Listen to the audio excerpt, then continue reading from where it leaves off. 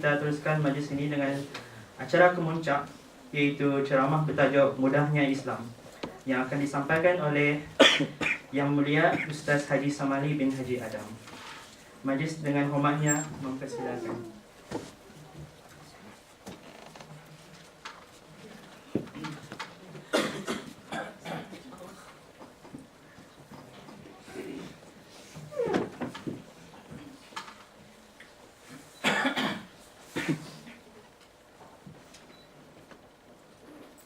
A'udzu billahi minasyaitonir rajim. Bismillahirrahmanirrahim. Assalamualaikum warahmatullahi wabarakatuh. Waalaikumsalam. Yang mulia Cikgu Hajah Azizan binti Dr. Haji Usman, pemangku pengarah pengajian di penuntut-penuntut. Yang mulia Awang Muhammad Izzat bin Abdul Samad, pengurus Silap Pro. Yang mulia Cikgu Khalid bin Haji Sulaiman, Kepala Akademik Koordinator. Yang mulia Cikgu Hajah Kamaliah binti Habibur Rahman, pengurus Peraan dan penuntut.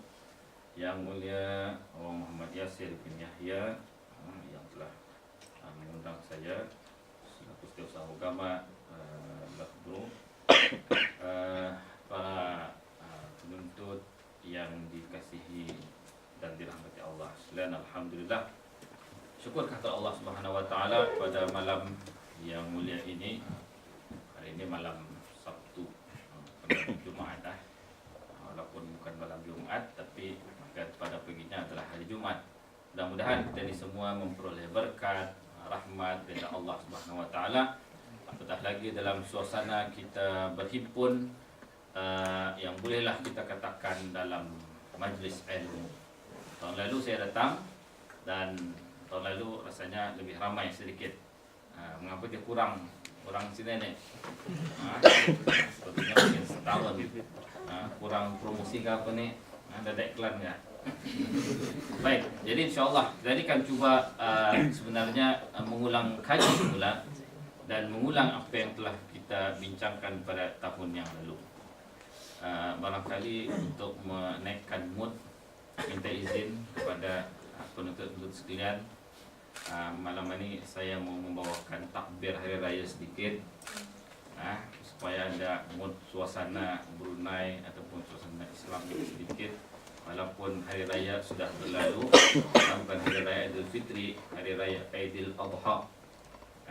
Hari raya Aidil Adha kita ini menyambut selama 4 hari, bukan sehari. Dan hukum bertakbir pun sebenarnya hanya untuk 4 hari saja. Hari ini sebenarnya sudah lebih, tapi walau bagaimana kita ini kan cuba juga untuk menaikkan semangat sedikit. Jadi harap ada respon lah, yang ada pelajar lelaki dan juga pelajar perempuan. Allahu Akbar, Allahu Akbar, Allahu Akbar. La ilaha illallah, wallahu akbar. Allahu akbar walillahil hamd. Allahu Akbar, Allahu Akbar, Allahu Akbar. La ilaha illallah, wallahu akbar. Allahu akbar walillahil hamd. Allahu akbar, Allahu akbar, Allahu akbar. La ilaha illallah, wallahu akbar. Allahu akbar walillahil hamd. Allahu akbar, Allahu akbar, Allahu akbar. La ilaha illallah, wallahu akbar. Allahu akbar walillahil hamd. Allahu akbar, Allahu akbar,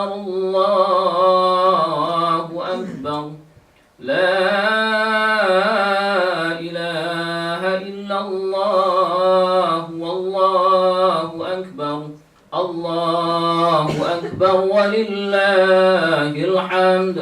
الله أكبر الله أكبر الله أكبر لا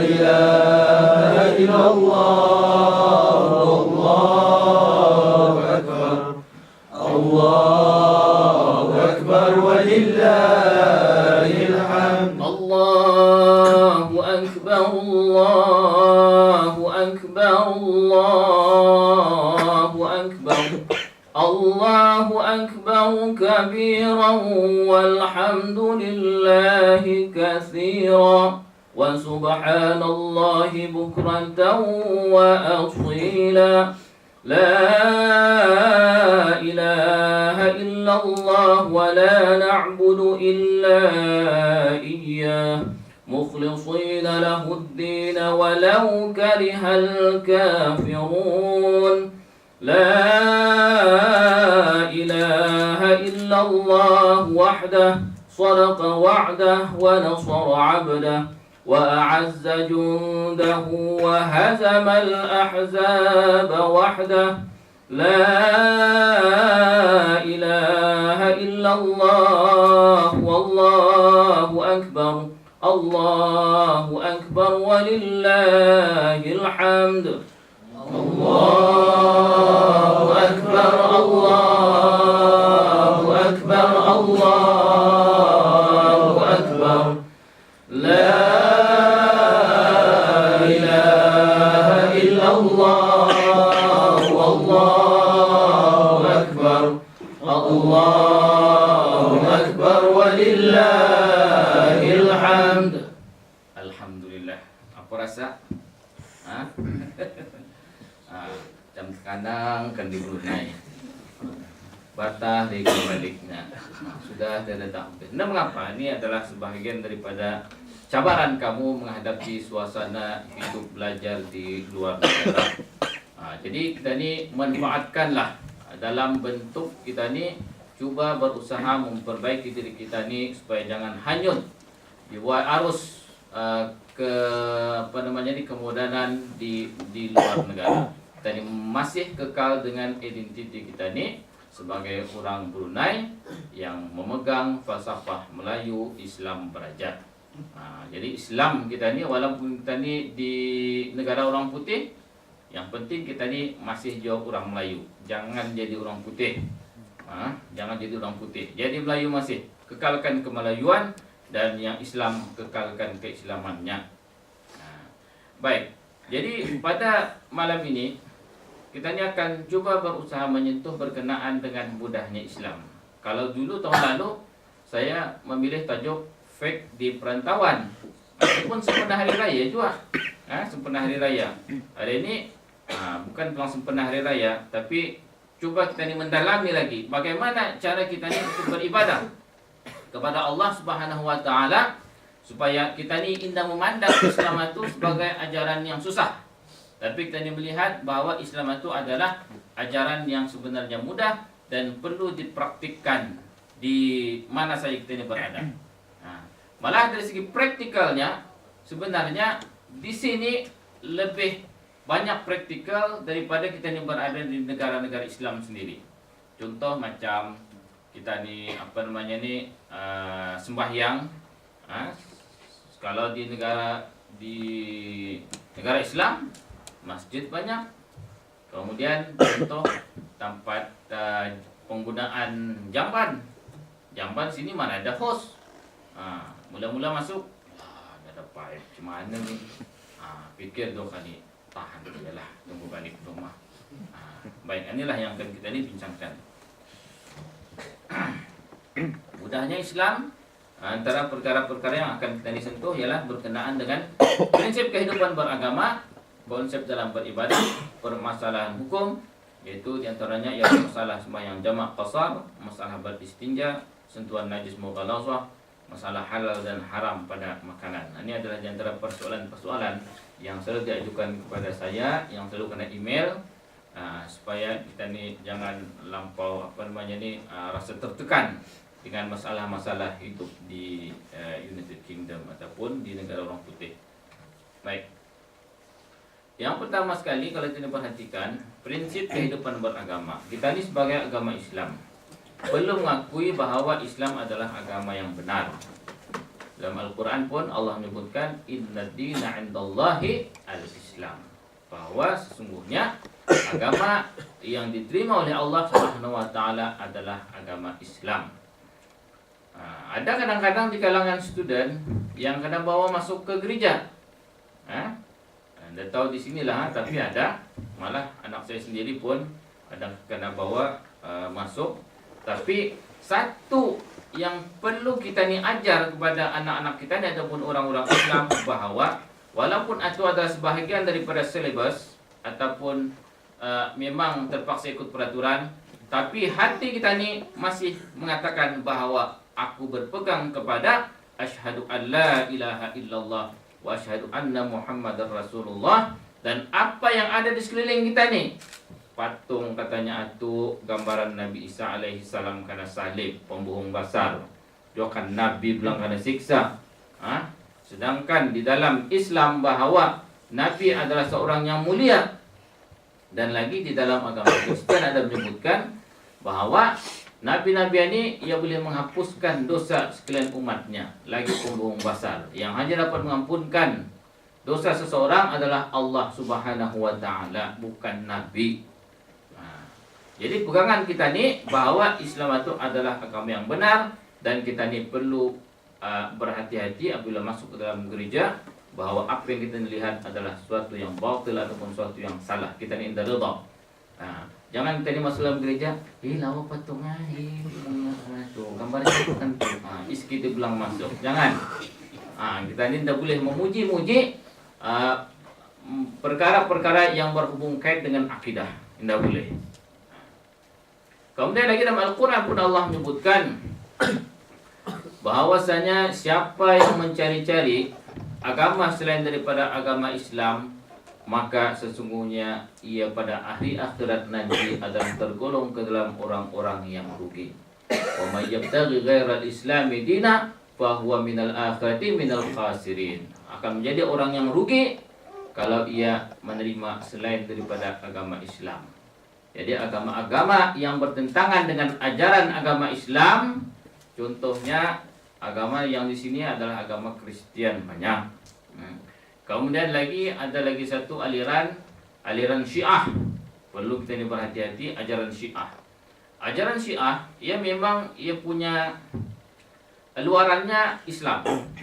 Luarannya Islam. Kadang-kadang ada janggut, kadang-kadang pakai topi juga, kadang-kadang dakwah tentang Islam. Tapi dari segi akidahnya pun sesat. Di mana mengakui tentang di mana orang-orang Syiah menolak para sahabat kecuali Imam Ali ataupun Sayyidina Ali karramallahu wajhah. Sayyidina Abu Bakar indah, Sayyidina Utsman indah, Sayyidina Umar radhiyallahu taala anhum semua ditolak kecuali Sayyidina Ali dan waris-waris Sayyidina Ali. Malah yang cuba taktik orang-orang Syiah mempengaruhi orang-orang muda ialah masalah perkahwinan. Perkahwinan katanya kamu dah perlu balik ke Brunei lah, hanya kahwin sini saja, sanang. Kahwin mut'ah dipanggil. Kahwin kontrak. Tani kahwin, tani belajar 3 tahun sini, tani kahwin dalam tempoh 3 tahun. Lepas itu balik Brunei cerai. Ini sebahagian daripada salah satu di antara ajaran Syiah. Kalau ada yang mendakwah macam mana ini, ya, daripada kamu melakukan zina, baik kamu bernikah. Memang bernikah itu bagus. Yang laki-laki walaupun jangan gagaskan kahwin, pikir 2 kali juga halangan kahwin, terutama waktu belajaran ni. Jadi di sini kita perhatikan bahawa ajaran-ajaran yang bertentangan dengan ajaran agama Islam adalah tertolak. Jadi kita ini perlu mengakui bahawa prinsip kehidupan beragama, yaitu Islam adalah agama yang benar, mengikut ajaran ahli sunnah wal jamaah. Perlu ditambah lagi ahli sunnah wal jamaah. Masalah mazhab lain. Di Brunei mazhab Syafi'i. Tapi kalau di sini, ini semestinya mazhab Syafi'i. Tapi yang penting ajaran ahli sunnah wal jamaah. Kalau siapa kan bernikah, kawin, maka perlu yang menikahkan itu adalah orang yang betul-betul berpegang kepada ajaran ahli sunnah wal jamaah. Kemudian yang kedua lagi, prinsip dalam kehidupan beragama itu tunduk dan patuh pada perintah Allah dan Rasulnya. Dan panggil sami'na wa ata'na. Kami dengar dan kami taat. Kami dengar, kami taat. Taat kepada perintah Allah dan taat kepada perintah Rasulnya. Wa ma atakum minar rasul fakhudhu. Apa yang Rasul mendatangkan kepada kamu, ajar kamu, maka hendaklah kamu ambil. Dan apa yang Rasul larang, maka hendaklah kamu tinggalkan. Itu prinsip dalam kehidupan beragama namanya. Jangan berbuat suka-suka hati. Kemudian lagi mempercayai rukun iman dan rukun Islam. Rukun iman ada berapa? Bagus. Masih ingat. Rukun Islam? Oke, alhamdulillah. Semua dah lupa rukun iman dan rukun Islam. Dia punya basic. Basic kita ini sebenarnya dari damit. Dari damit sudah kita ni kena ajar ni rukun iman, rukun Islam. Rukun nikah ada berapa? Itu yang kadang orang salah jawab. Rukun nikah di rukun iman. Rukun iman dan rukun Islam. Rukun iman, dan bukan hanya kita tahu bilangannya. Kita ni perlu tahu apa dia rukun iman, apa dia rukun Islam. Rukun iman itu percaya kepada Allah, percaya kepada para malaikat, percaya kepada para rasul, percaya kepada kitab-kitab Allah. Yang anak itu, dan akhirnya percaya kepada qadar dan qadar, dan kita ni percaya kepada hari kiamat. Jadi sebenarnya di sana itu perlu kita ni hayati. Bukan hanya kita ni tahu, tapi kita ni memahami dan mengakui tentang 6 rukun tadi. Kemudian rukun Islam. Rukun Islam itu mengucap syahadah. Mengucap 2 kalimat syahadah. Sembahyang, puasa, zakat dan naik haji. Semua kita ni perlu laksanakan sebagai prinsip kehidupan beragama. Dan yang akhirnya yaitu hendaklah kita ni sentiasa melakukan amal soleh. Itu melakukan amal soleh ini dalam arti kata melakukan perkara-perkara yang berkebajikan. Bukan melakukan perkara-perkara yang tidak berfaedah. Macam salah satu di antara amal saleh ini, belajar ini pun di antara amal saleh. Kamu menuntut ilmu. Bukan kamu menganggap, alah ini belajar ini dunia. Yang penting dakwah. Jangan salah paham. Dakwah juga belajar, tetap belajar. Kadang-kadang orang kalau suruh, yang paling penting ialah kita ni mengajak perkara kebajikan. Mengajak, tapi dia bekerja. Duduk di masjid saja. Duduk tidur di masjid, makan minum di masjid. Di mana yang dapat makanan itu? Dapat sponsornya, banyak sponsor ada. Kalau ini orang Cemana ini, Rasulullah SAW pun mengatakan bahwa orang Cemana ini adalah orang yang tidak berguna. Lebih baik orang yang bekerja daripada orang yang hanya duduk diam-diam dalam masjid. Sedangkan masjid ada tempat yang baik, bukan dah baik. Tapi kalau hanya duduk saja, doa saja, doa dapat 10 pound, doa dapat 20 pound. Kalau itulah kejadiannya, semua sekali umat Islam macam itu duduk-duduk dalam masjid, maka hancurlah umat Islam. Dibuli oleh orang-orang bukan Islam. Sebab sistem ekonomi yang mengendalikan bukan Islam, ketenteraan yang dikendalikan oleh bukan Islam. Kalau hanya Islam itu berada dalam masjid, Rasulullah dah mengatakan macam ni. Tadi perlu keluar berdakwah, tapi dalam waktu yang sama kita ni perlu bekerja untuk memperolehi pekerjaan. Hendaklah kita ni cari ilmu dulu, insya-Allah. Apa kata Rasulullah? Man arada dunya fa alaihi bil ilm, wa man arada al-akhirah fa alaihi bil ilm, wa man aradahuma fa alaihi bil ilmi. Barang siapa yang mahukan dunia, maka hendaklah ia mencari akhirat, hendaklah ia ada ilmu. Mau akhirat mesti ada ilmu, mau kedua-duanya pun ada ilmu. Jangan duduk kita ni pilih mau dunia tapi kita ni tidak ada ilmu. Kita ni mau dunia juga, mau juga kan terdapat kereta Mercedes lah. Mau juga dapat mobile sikit, mau dapat mobile yang canggih-canggih mesti ada ilmu. Juga kan Nokia model stil lama lah kan. Kata model stil lama ni ada yang dia punya bateri yang besar sikit lubangnya tu. Sekarang ni saya ada terdapat satu tu mobile tu. Tiba-tiba habis dia baterinya, mencari charger. Siapa dapat charger? Ada, lihat mana muat. bukan style lama. Baik. Itu dalam prinsip. Dalam prinsip kita ini sebagai seorang Islam yang hidup beragama. Konsepnya lagi di dalam kita ini mengamalkan segala perintah Allah Subhanahu wa taala. Yang pertama sekali, hendaklah kita ini ikhlas melaksanakan perintah Allah Subhanahu wa taala. Dalam ayat Al-Qur'an Allah menyebutkan wa ma umiru illa liya'budullaha mukhlishina lahuddin. Tidaklah kuperintahkan kepada kamu melainkan agar melakukan ikhlas di dalam mengerjakan ibadah. Batuk-batuk pada mikir ceramah tu. Baru mendengar ceramah dah batuk. Baik. Cuba kita perhatikan ya masalah ikhlasannya. Di dalam masalah ikhlas, ia adalah masalah dalaman. Seorang pun dah tahu iaitu ikhlaskah tidak ikhlas. Hanya Allah Subhanahu wa taala yang mengetahui tentang keikhlasan seseorang di dalam melakukan apa itu pekerjaannya. Terutama sekali di dalam soal beribadah, dalam masalah sembahyang, bersedekah dan sebagainya. Ikhlas. Sebab itulah kenapa ikhlas ini ia tersembunyi. Suatu yang tidak nampak, yang tersembunyi, tapi Allah yang menilai. Tapi bila kita ni buat pekerjaan dengan ikhlas, macam ibarat kameramen, bila kameramen ia minat, bila ia minat, maka ia akan mengambar dengan ikhlas. Walaupun dalam kodak, gambar-gambarnya juga, kameranya direkod. Memang sekarang kamera direkod dah kan. Gambar juga gambar. Sebab apa? Sebab ikhlas. Ia suka. Ikhlas ini lebih kepada cenderung suka membuat suatu perkara itu, bukan terpaksa. Bila ia terpaksa, maka apa yang dibuatnya itu macam ia jadi gelisah. Jadi gelisah.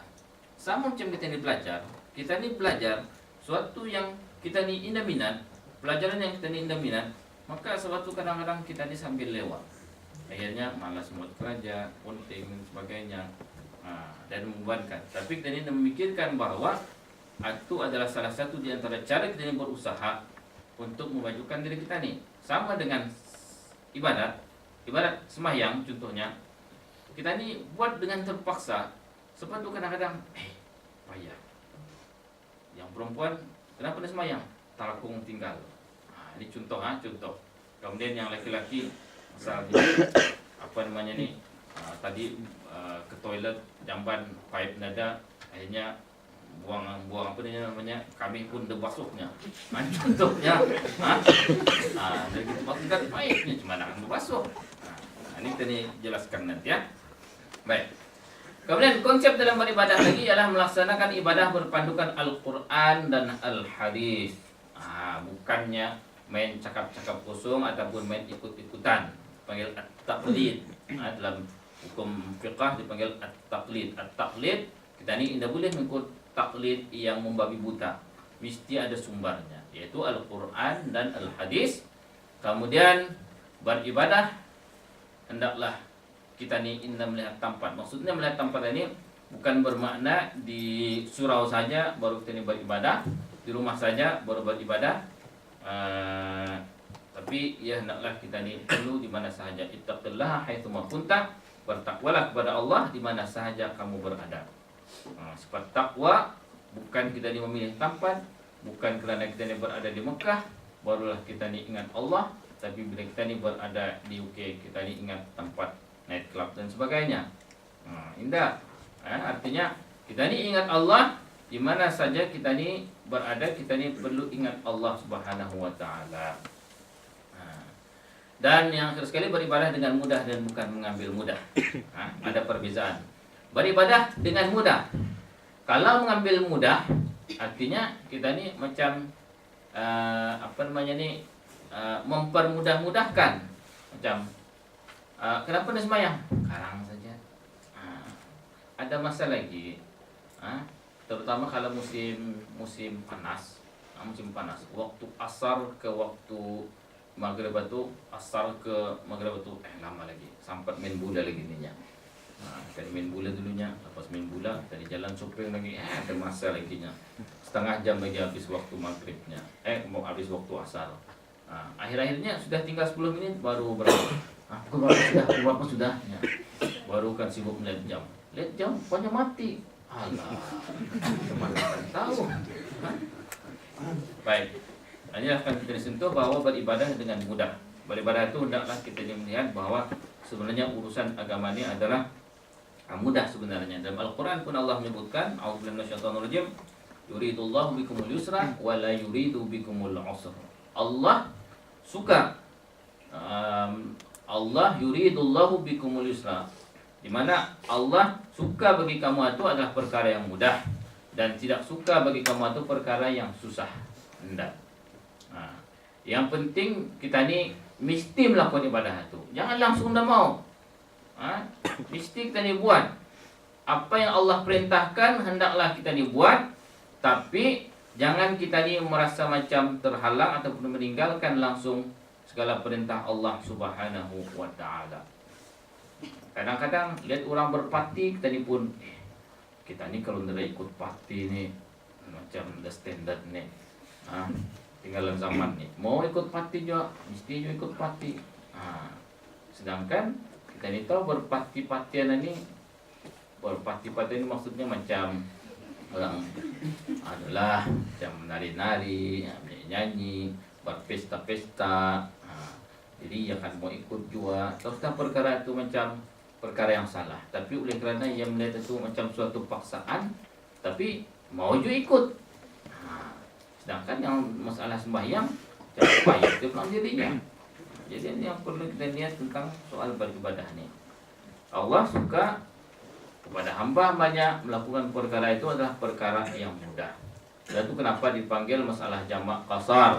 Kemudian lagi dalam Islam pun ada menyebutkan wa ma ja'ala 'alaikum fi dini min haraj.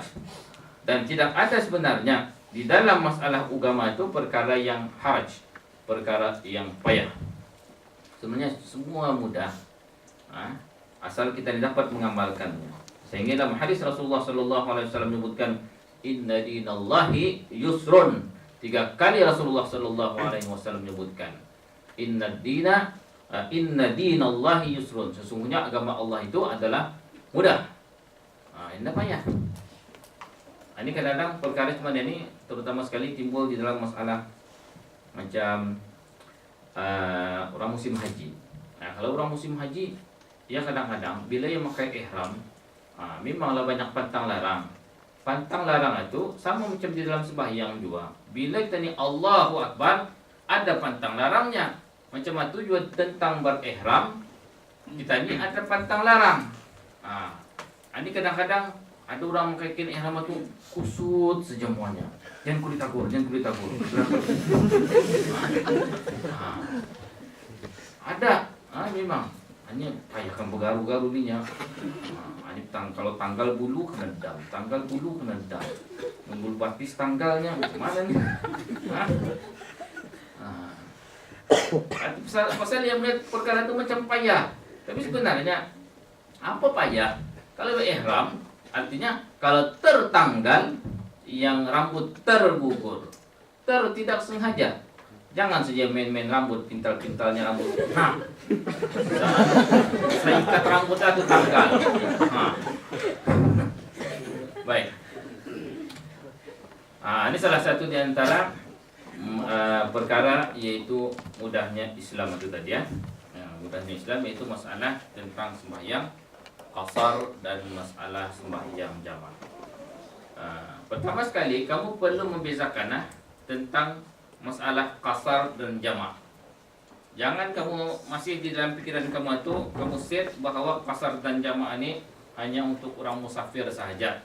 Kalau kamu men-set di dalam kepala kamu bahawa jamak dan qasar ini hanya untuk orang musafir saja, maka itulah kamu dapat mengikut panduan-panduan berkenaan dengan masalah sembahyang qasar dan jamak.